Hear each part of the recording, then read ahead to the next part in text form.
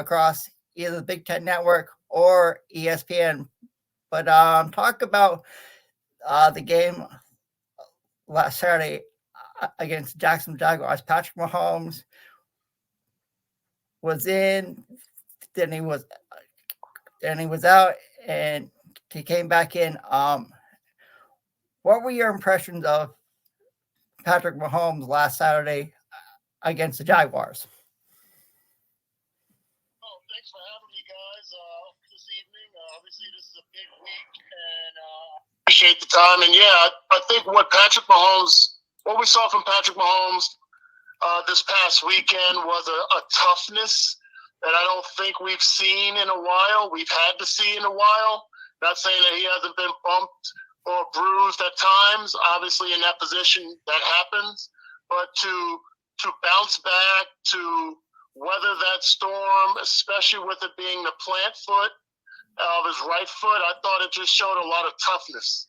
And I think the team rallied around that toughness. His passion for the game, his passion for this team, and just what he believes could be accomplished with this team. So I thought that toughness was really on display, and it was good that it was at home. Our fans rallied around it, and everybody's feeling really good because we were able to get that win. That's true. Hey, Jeff, thanks for joining us tonight. I know you're on the Bengals.com. Did the Bengals have a chip on their shoulder last weekend going up to Buffalo? Because I know Buffalo had to start selling tickets to go down to Atlanta for this weekend if they had the neutral site. Do you feel like that's more fuel to the fire for Joe Burrow and the Bengals? Because they made a comment after the game was over. I guess you got to get refunds. Yeah, because I guess we're going to go to Kansas City. I think, they use a variety of things, to get motivated. That was probably one of them. But they've done a pretty good job throughout the year of kind of compartmentalizing things. They've faced a lot of injuries. And they faced some adversity along the way, and they've done a pretty good job of, finding, they like to get motivation. They like to, just like any other team, I think. They play pretty good when they have a chip on their shoulder. I think, Zach Taylor's done a great job getting the most out of his team, finding a way to push the right buttons and have them ready to play. So, but I think in the end, it was probably more of an issue, in the days leading up to the game. I just think there was kind of a side issue. That's true. Matt, you got any questions? Yeah. So, just talk about the Bengals run. He just has a great sense of how the game is going to be played.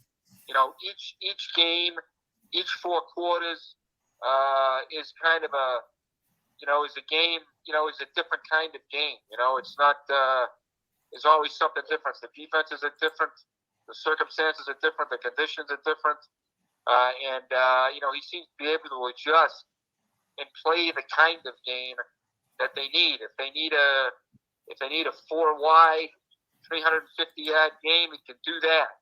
If they need a game like they needed Sunday in Buffalo, a grinding, snow in the face kind of game, he can win that one for you too. So the guys, I think to me that's the guy's greatest ability is to conform to the game.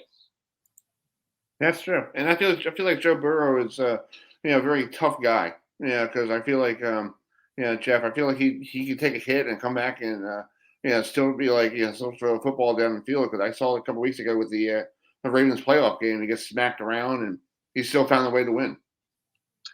Yeah, I think all the great ones can do that. It was one of the greatest clutch, courageous performances I saw was Mahomes against Jacksonville. I mean, I think all the great ones have that. That's why they're great, That's true. Adam, you got a question for our team? Go ahead. Now, Jeff, do you think now the way Joe Burrow is playing, do you think he'll go on a run like Tom Brady did, winning a lot of Super Bowls? Because I've heard people comparing Joe Burrow to Tom Brady, and it's like, I still can't believe what Joe Burrow did against the Bills in the snow, in Orchard Park, having DeMar Hamlin there and treading on the Bills, do you think we could see the Bengals go on a run like this over the next few years? Well, I think that's the hope in Cincinnati. I think that's what he gives you. He gives if he's your quarterback, and you guys know this, and then you got Patrick, who's already an MVP and won a Super Bowl, and then there's Josh Allen. So Justin Herbert in San Diego. It's the golden era of quarterbacks. Mm-hmm. That's true. Hey, Dana, a question for you, bud. Being a longtime Chief, wide receiver, you played your college ball in Iowa. What was it like playing in Kansas City? Because that Arrowhead Stadium is very loud, and it's really good because I'm a Chiefs fan and I love hearing it. I love hearing the tomahawk chop, except for when they play with the Braves. Forget that idea. Just talk about the atmosphere and how game day is, and it seems like everybody just loves the Chiefs, and they have a good time. Yeah, it's unlike any place I've ever been, and I say that not that there aren't loud stadiums, not that there aren't the 12th man effect in different cities, but when you talk about everything that's encompassed in the Arrowhead experience, it's special, and there's nothing like it. You're talking about people that are lining up to tailgate the night before at the gates. They have RVs that come in the day before that are there for 24 plus hours, and they're just there to get ready for the game. And then the morning of the game, when the gates open up and the barbecue and the vibe in the stadium or outside the stadium, the fact that that stadium is carved out right off the highway, having its own exits, its own area, and not really competing with other buildings or businesses or what have you, just allows it to just stand alone and be a special place. So yeah, I was spoiled. I came from the University of Iowa that was very similar, and then came straight down here to Kansas City. So I was kind of used to that environment. But I've heard from opponents, they love to come to Kansas City. Sometimes it can be a little nerve-wracking on the field because of the crowd noise, but I think they love the connection that the fans have to the game. Like, we're rabid fans, but you don't see people throwing stuff at other people like you may see in, back in Oakland or with the Raiders or some other teams. Like, it's genuinely a football venue that really just have a passion for the Chiefs. And we have a respect for all of our opponents.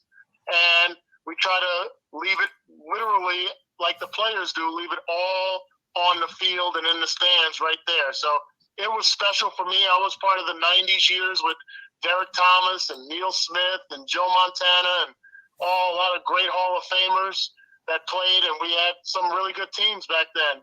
And to see that kind of resurrect itself now during the Andy Reid era, and specifically with Patrick Mahomes, it's great to give this Kansas City community, who we call the Chiefs Kingdom, to give them this kind of special football.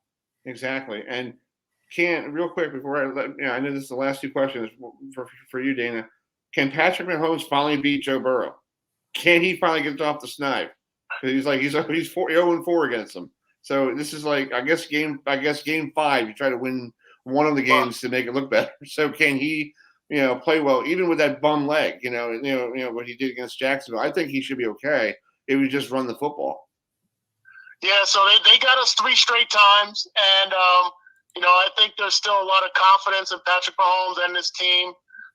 They've all been very close games. They've almost been identical games in reality, 3-point games, losses, and Joe Burrow and the Bengals have had the ball basically last and able to put those points on the board. So, we feel okay. I don't think in this day and age, when you have a great quarterback like Patrick Mahomes, you can feel like you cannot beat anybody. But we also know that Joe Burrow is great as well, and that team is playing really, really good complementary football, offense, defense, special teams, and it's going to be a tough game. This is what people sign up for. This is what you look for in the AFC Championship, and then also what you see in the NFC Championship. truly you can make as strong an argument as possible that you got the 4 best teams in the NFL left playing for those 2 spots in the Super Bowl in Glendale, Arizona. So we're confident here. We already know that Cincinnati's confident, justifiably so, and I think it's going to be a great day of football for all the fans. That's true. But just real quick, last question for you both, Jeff and Dana. One question for you, Dana. What does the Chiefs got to do to beat Cincinnati to go to Phoenix to take on to represent the AFC? And for Jeff, what does the Bengals got to do to beat the Chiefs again at home at Arrowhead for the second year in a row in the AFC Championship to go to Phoenix and hopefully win their first championship back in Cincinnati besides the Cincinnati Reds? So I guess I'll go. Yeah, Jeff.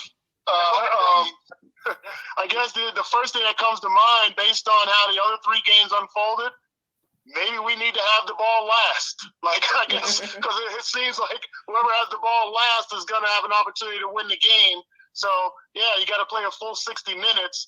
But if we have the ball last, maybe we'll be in a position to get the victory. Jeff, you got something that you can chime in real quick? Yeah, it's going to be going to be hard to beat these guys 4 times in a row.